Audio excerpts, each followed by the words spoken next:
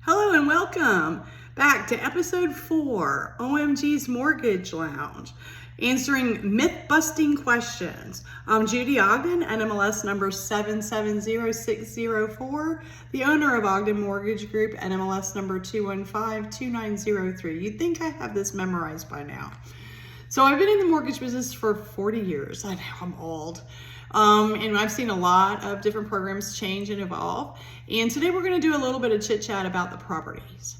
So the collateral property that you're looking for, the person that you're wanting to use for mortgage lending needs to be licensed in the state, or they have their FDIC that they don't need to have the license itself for that state that the property is in, not that you are in.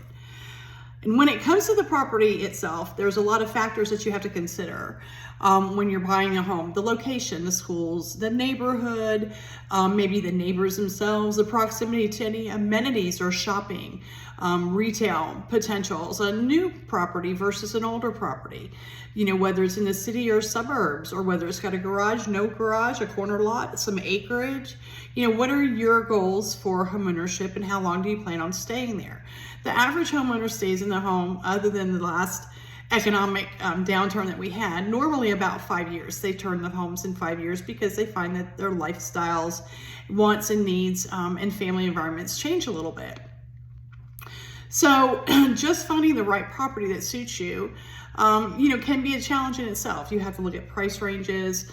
You're going to have to look at whether it's in a homeowners association, whether you want to have that extra set of rules or the additional monthly expense to go along with that homeowners association.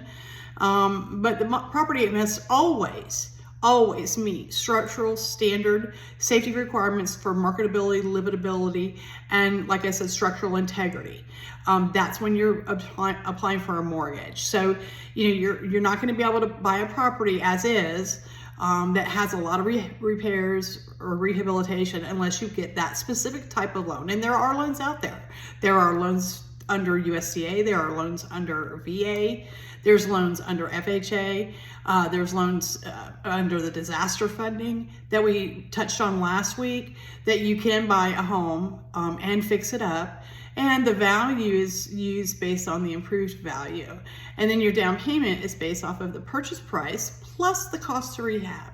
So if you're going to buy a house at $250,000, well, that's $250,000, not $250.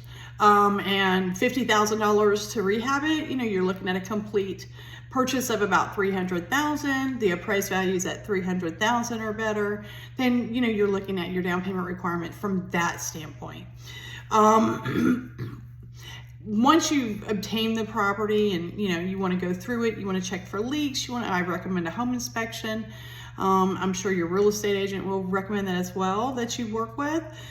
Some of the points of interest, your roof generally for Florida has got to be at least 12 years old or newer. That could present a problem when you're obtaining homeowners insurance. Your type of home that you're looking at writing a contract on or purchasing could also affect the rates of your homeowners insurance. Your manufactured homes, typically their rates are going to be a little higher on homeowners insurance premiums because it's more of a demolition destruction if Mother Nature comes through with a tornado through the path. So, there's a lot more damage that is done to some of the manufactured homes than there are the concrete block homes. And then the newer homes, newer homes maybe won't going to have a lot of repairs that need to be done to them, but the rooms are going to be a little smaller. Maybe the lots are going to be a little smaller. You go to McDonald's, you go to Wendy's, you get these hamburgers that are the size of a quarter right now. So everything is kind of shrinking, but you're still paying top dollar. Again, if you've chosen a home that's going to need repairs, there are some programs out there. Some manufactured homes can be a little more affordable. We can also do some rehabilitation loans on manufactured homes as well. So, and that's one of the other things too, when you're looking at a home, if the seller doesn't want to pay to fix the property, but they're going to give it to you, sell it to you for a reduced amount, maybe because they know that there's some repairs, or when you get an appraisal done or a home inspection and there's repairs. That doesn't mean you don't have to buy the house. it means you may be able to get a different type of loan that would allow you to do that if the seller is not going to be willing to pay on their side of things for those repairs. So I will say that the manufactured home insurance for Florida anyway is a little bit more dicey to be able to get homeowners insurance. You're typically very, very, very challenged in trying to find homeowners insurance for any manufactured home that's older than 20 years. And those are very, very, very far and few between. Also, when you're looking at purchasing maybe acreage, you want to do some homesteading and, the chickens and the goats and get into a family farm environment, a small farm, then you want to make sure that you're not land heavy. And what that means is your home is more than 30% of the total value or total sales price of the property. So you don't want 10 acres with a single wide manufactured home that's only 700 square feet. So, it has to be even out on both of those areas. And then your manufactured homes will need to be permanently affixed to the property. The wheels have got to be removed and the tongues have to be removed. They typically have to have the skirting around it for safety issues, so there's no critters that get underneath there and tear up anything underneath. Again, look at homeowners associations, look at your rules within that to see if your lifestyle is going to be able to be flexible and accommodating in a community like that, age groups and such. Florida has a lot of retired developments that are limited to just retired communities.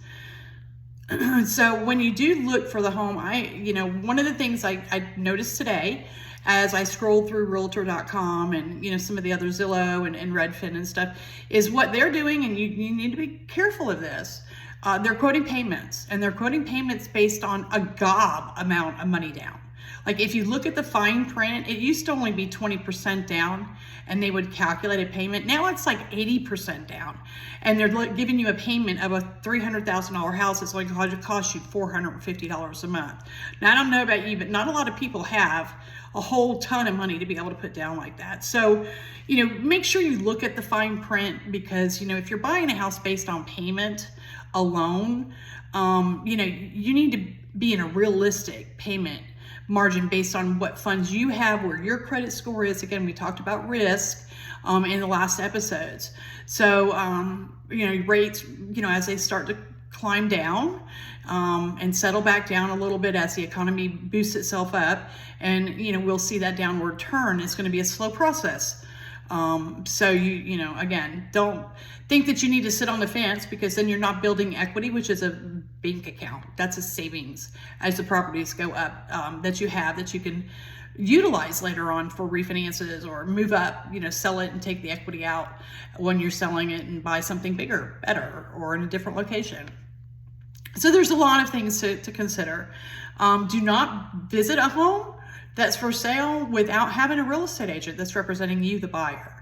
That's probably key, because the real estate agents that are advertising those homes for sale are representing the listing, and that's the seller. So, make sure you have a buyer's agreement, and you're going to have to be in person. I know a lot of us do everything on virtual, but a lot of that stuff you're going to need to want to go in person, because pictures are not always what the house actually cracks up to be looking like. So if you've got any questions, please feel free to put in the comments. Reach out to me, Judy Snyder Ogden. I'm on Facebook. You can reach out on TikTok. OMG, it's Judy O. Email ogdenmortgagegroup@gmail.com. And our website is ogdenmortgagegroup.com. So I hope you're having a great day, and let's have a wonderful weekend.